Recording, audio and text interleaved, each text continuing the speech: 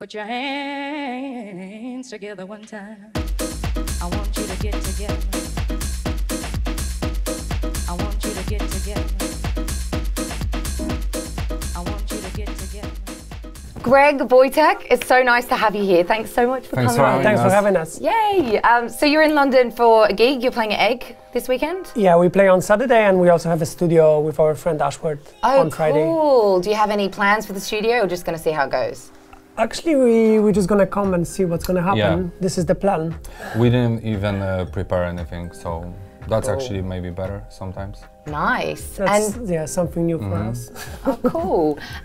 So, firstly, before we crack on with the masterclass, can you tell us a little bit more about your backgrounds in music and how you started working together?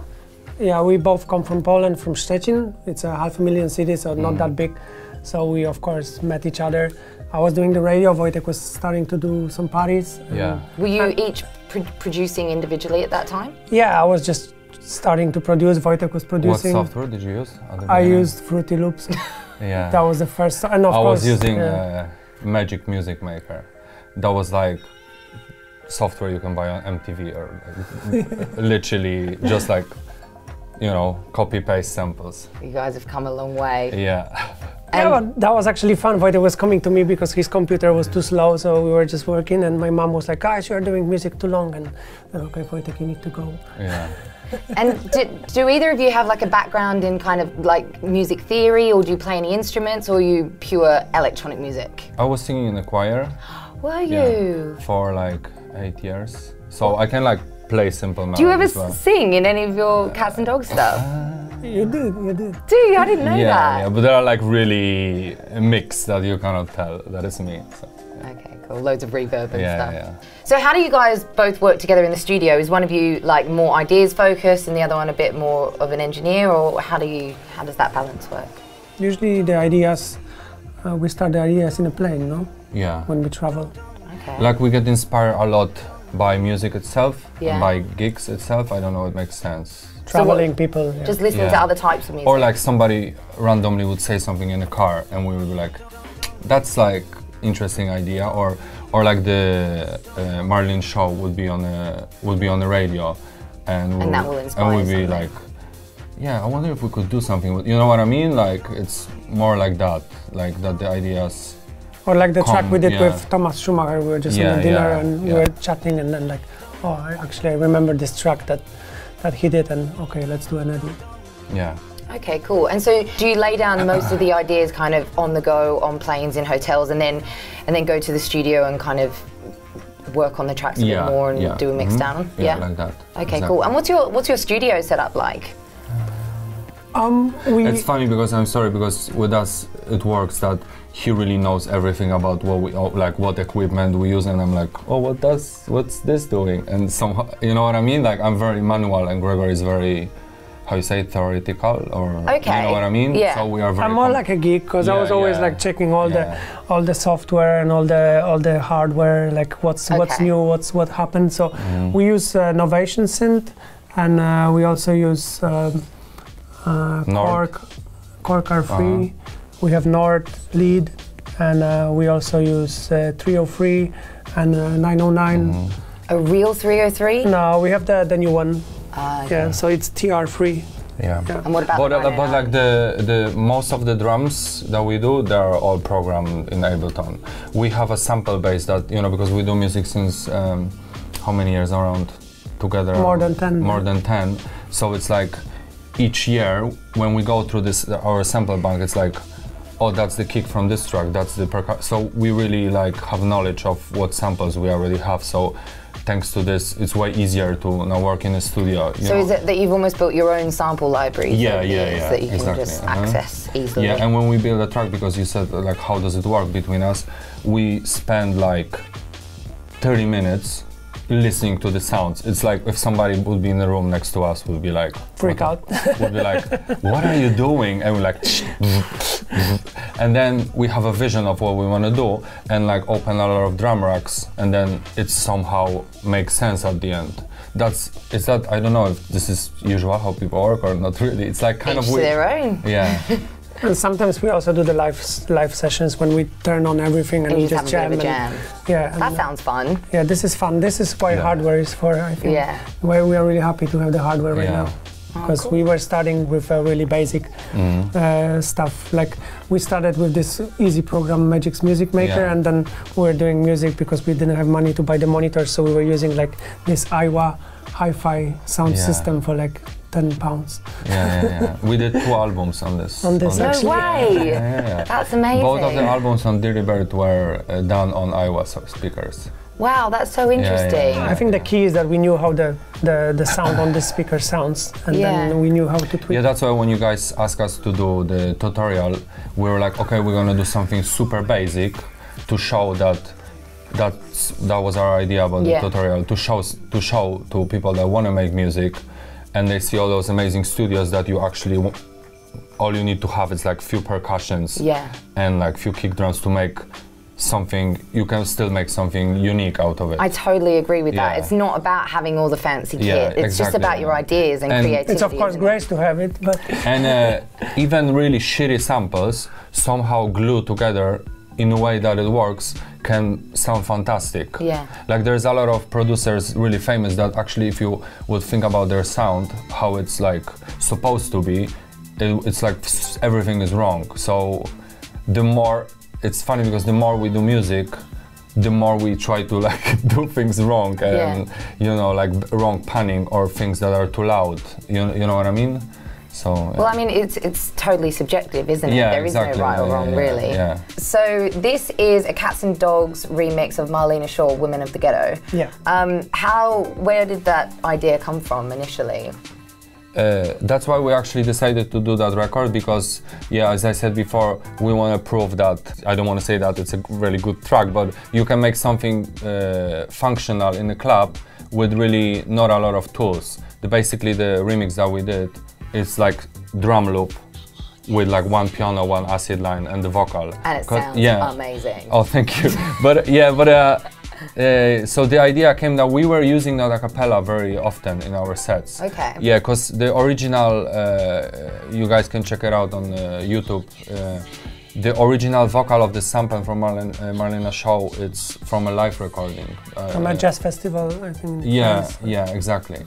And there's a lot of remixes of that record, but that doesn't include the vocal from the live version. So we were checking the sample, where is that sample from? And in the original record, you can't really find that sample. So it's just the beginning of the live performance. And has it kind of just got her vocal? Yeah. And like most people know this vocal from Saint-Germain, I guess. And we were using that. We pitched it up and like a bit. How you say, stretch it so it fits like with the tempo, like 124 or something. And we were playing that on top of some records, and then we thought like, why don't we just make a record out of it? And then we licensed the sample, and that it is the remix. Was that a kind of long and difficult process, licensing that? We have a really cool team that is working with us for Catz Recordings, so we actually managed to do it in a nice way. Oh, cool. Yeah. So you sat down in the studio, you had that Marlena's vocal stem, and then where did it go from there? No, the beginning of that record, actually, like I was jamming something on the plane.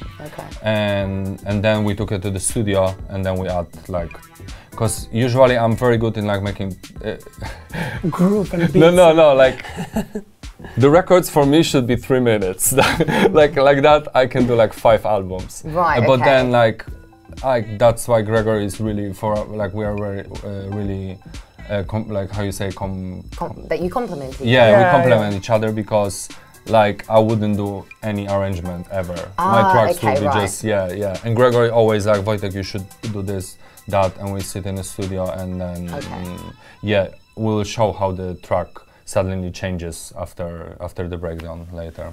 All right, so should we go like we're gonna step by step. I'll let you. So basically, as I said before, we have like always a lot of, in drum rack, a lot of samples open, because we are listening like for 30-minute samples what we want to use. And then at the end we just like use 2 of them. A few of them. We have, since 10 years we sampled or like did a lot of kick drums. We have like few hundreds of them. So like whenever we want to have, okay, we need this kind of kick drum, we can just go to this sample pack that we did ourselves. So we are doing like.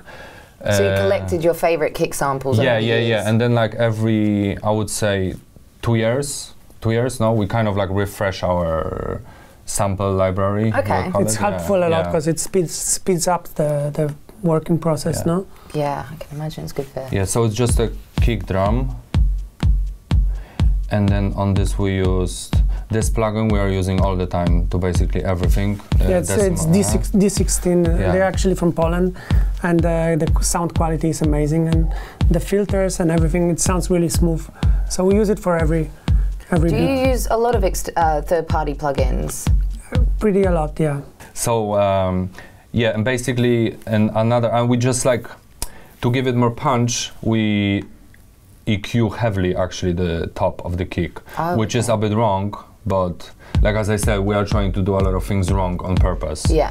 So then another thing, it's just basic 909 tomp.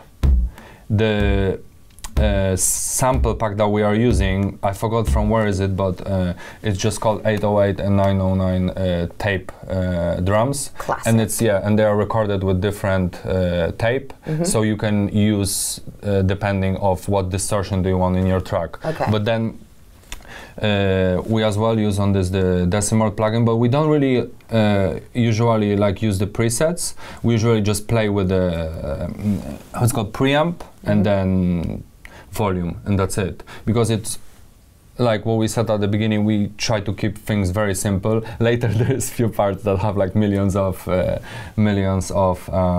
but this is our secret plugin we always use. Yeah, basically it's not so secret anymore. Yeah, it's not so secret anymore, exactly. And then let me just see, because there's really funny thing. I just wanna. Yeah, there's another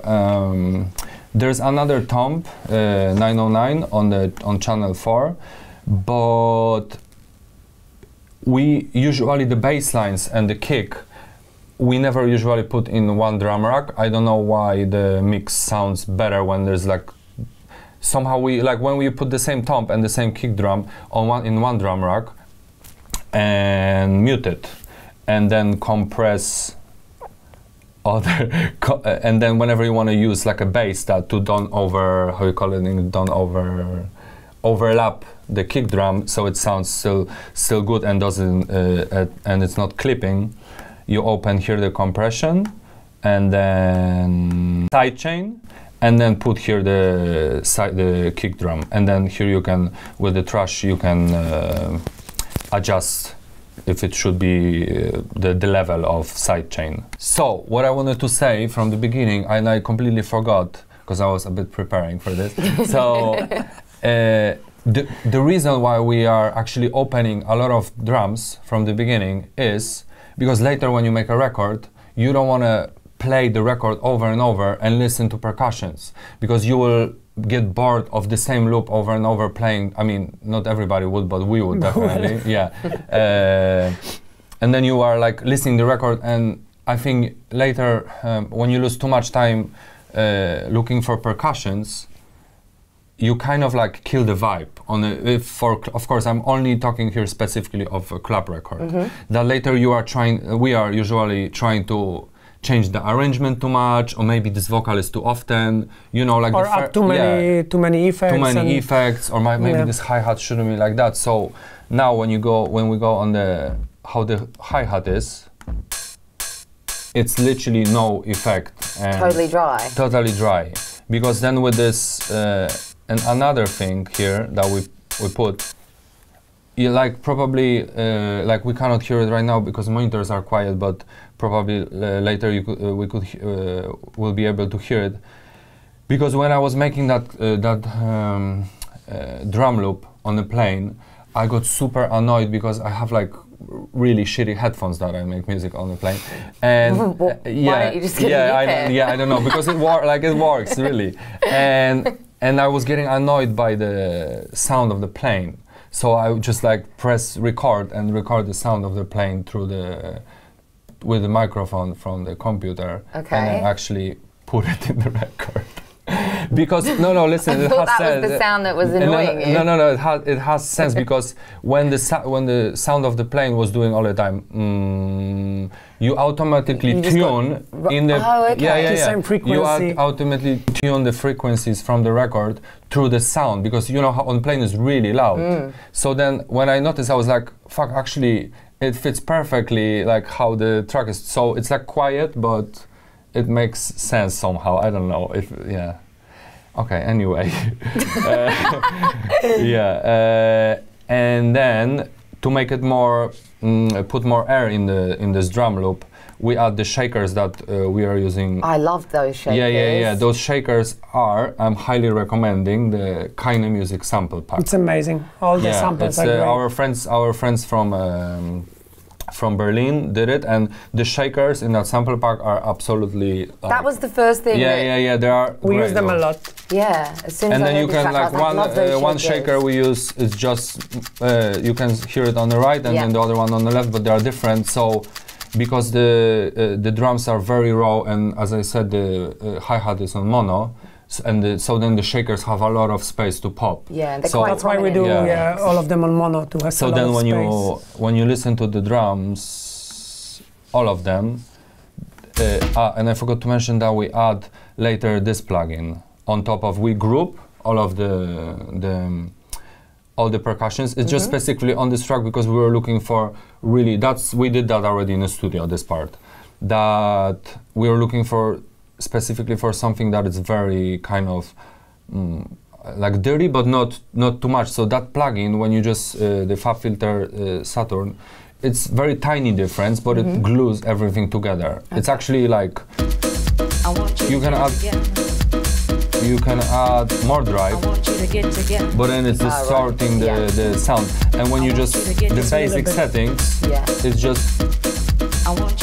Like you can hear a lot the difference on the headphones and in the club, but like when the sound is really quiet, not really. But it really makes sense. I got that trick from our friend from Warsaw, and it really, it really. It adds a little bit of character. Yeah, that's why we like collaborations with people, because when you go to somebody's studio, they're always using different techniques. So it must be really inspiring. Yeah, so we got one beat from here, one beat from here, and Catz N Dogz. All right. And then the vocal itself. The only problem of this is that we didn't save the original how we time stretched and pitched the vocal. But basically, for everything we use, everything we do, like literally every track we did with vocal has that plugin CLA for vocals from Waves. This is already exported version, so you can't really tell that what we did, but I can just play a bit. With the itself with the sample to show what are the options of this plugin.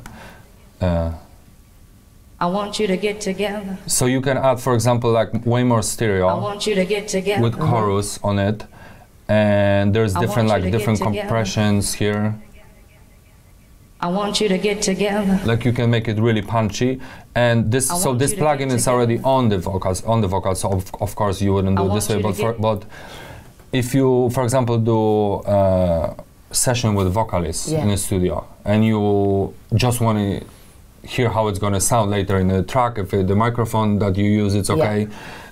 We are highly recommending this because you can just put a preset, like let's say Start Me Up, the preset name, and 80% of vocals you record sound good with it. Quite amazing. Because usually, like the process of when you do vocals, it's like chorus, EQ, reverb, delay, compression. So this is like an all-in-one. So this is like all-in-one, but we usually don't keep it in the record because it's taking later if we do too many layers, it's taking a lot of. Okay. How you call it? Processor? I don't know. Yeah. CPU. And another thing interesting that we did with the vocal that we do very often is that we recorded with the delay and reverb, and then we can do that trick that there is like here a lot of delay for the breakdown.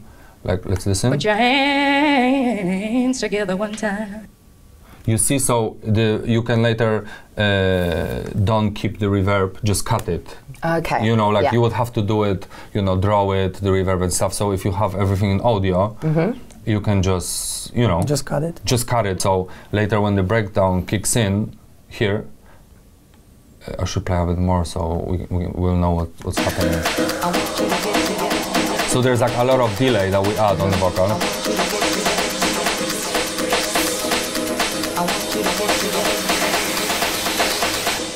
Put your hands together one time. Yes, so that's why we cut it drastically here, that the delays and reverbs, so the acid part can pop after the breakdown. Space. Yeah. So when did you have the idea to use the 303 in this? Because it's quite surprising. I was listening to it and I wasn't expecting that. Yeah, we were just jamming in a studio and then we were like, okay, let's extend it, and then you just open the 303 and we were just jamming with this. The one we use for that is ADL3. It's amazing. They just redesigned the whole engine, and I think that's the best emulation for 303. It sounds amazing. It's this one, yeah. We usually use the function pattern, so we can, you know, it's like a sequencer, so we can, you know, program it really easily. And but let's continue with we should continue that. We're gonna go to the the snare is kind of important thing in this. That's why we also kept very easy the other percussions, because we wanted to put this obnoxious snare that it keeps the much louder. Yeah, because it's like way too loud than supposed to be, and I don't think. Let me see. Yeah, like we didn't even cut the low from the snare, so that's the part.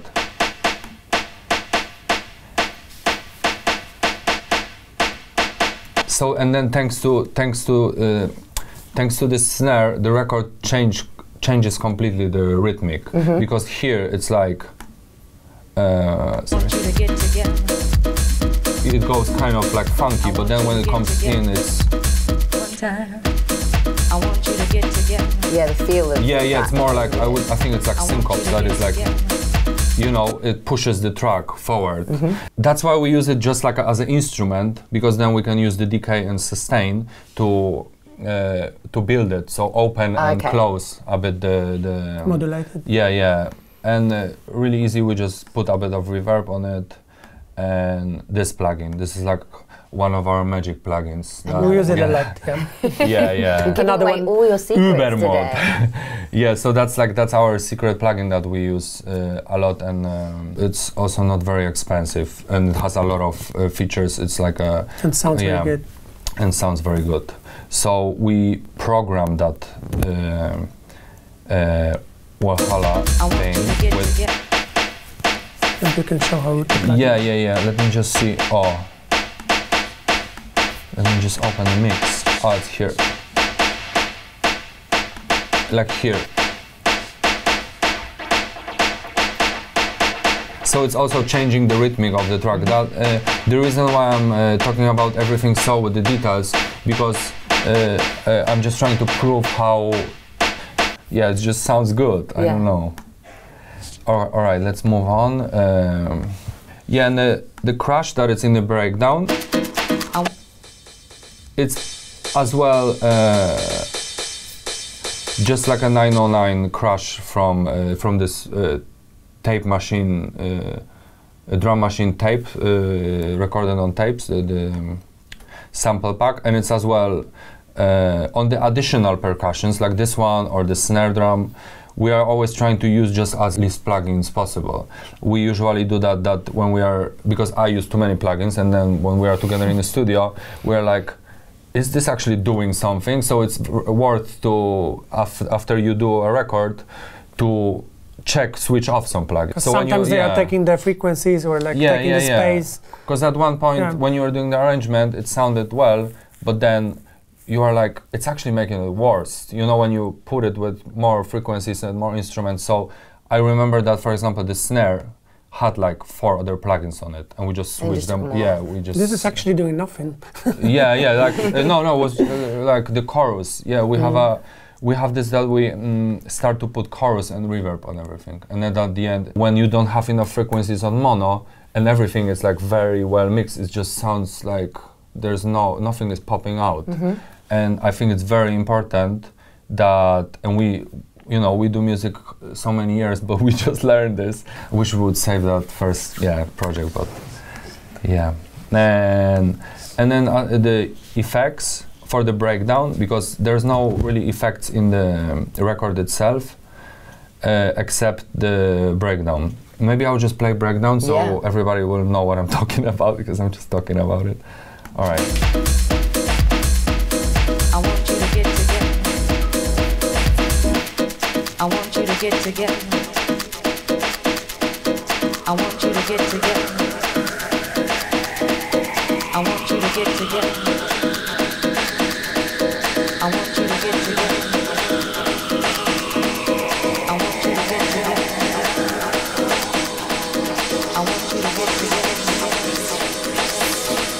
I want you to get together. Put your hands together one time. Oh, thanks to this that we played the I know what I wanted to say, that I wanted to show one plugin. Just let me see, where is it? Oh, because I completely missed the piano part. Oh yeah, we forgot about that. Yeah. So exactly, yeah. So the piano part is the part that there was really a lot of, that we used a lot of plugins. Cause without the plugins, it's just a normal piano from Ableton. Oh right, okay. But because we treat it here like a synthesizer, because we open the decay and sustain like with the synthesizer, so it also changes the groove. That's why we decided to use just a piano from Ableton, because you can make all that stuff with it. And the sound, because the record is very, very kind of already distorted and sounds very, very full with all the percussions. We used a lot of plugins on the piano, so it pops out. So there's this one that I said, it's our Magic plugin. Yeah, and another one. Yeah, the one, another one from the 16. It's called, in Polish we would say fazotran. And then the PSP, that's another of the, for us, top 5. This is giving this analog sound to the... And the fazotran is distorting the sound, but in a nice way. Exactly. And distorting and like putting this kind of chorusy phase on it. And the reason why I wanted to show you this is like because this plugin has function that we use a lot. It's I don't know how to explain it. Like we use it a lot for breakdowns to kind of make the sound wash out. Okay. Using just the mix. So when you listen to the piano here, and then playing with the size, you can make it that the pitch goes up.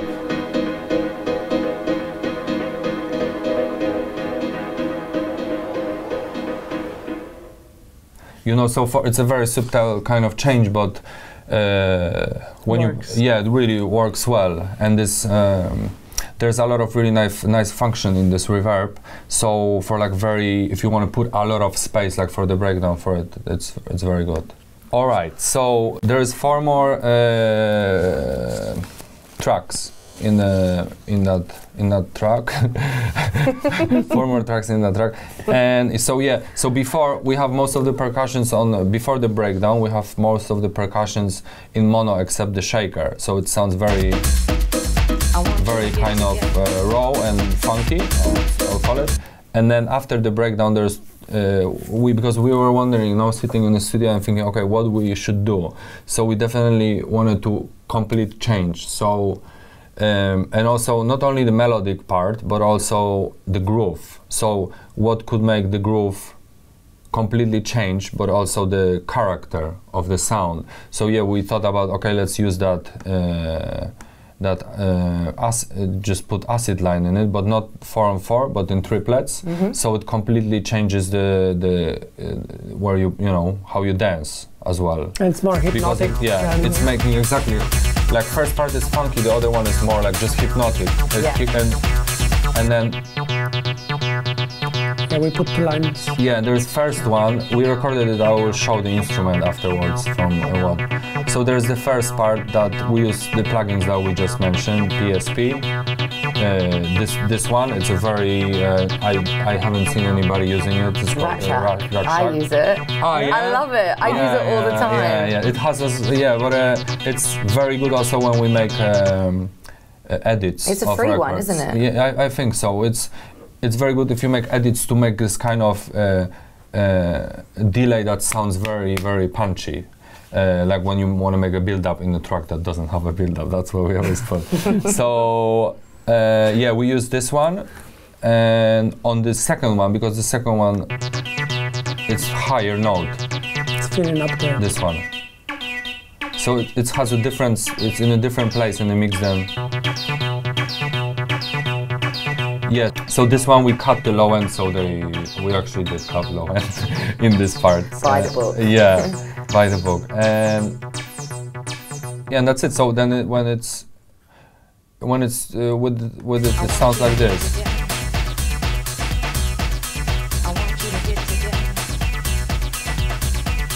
And to put more, even more impact that there's a change after the break, we put those one right 909 and oh actually okay, I don't know if that was here. And I have to say we learned that from tutorial from Point Blank. Did you? Yeah, we learned that. Do you remember what tutorial it was? Clove on Stroke tutorial. Oh, right. Yeah. That he was using this ping pong delay as a stereo plugin. So the way to do it is that you go here, click time, and then like usually between 10 and 14 millisecond is, because without it, it sounds like this. Okay, now you got you need to put on 100%. Yeah, okay. Sorry. Oh, it just has a different place in the mix, basically. So that, because you know everything else was kind of on mono and without a lot of effects, so when this comes in with plus the acid, it gives really a lot of, you know, a lot of the top end plus like a lot of reverb. And the other loop that it's just a loop that we put, that it adds just to fill up. Yeah, just to fill up more the gaps between the, you know, the percussions. So and then this plus acid makes completely different groove than the part before the breakdown. Yeah, and that's it. Together one time. I want you to get together.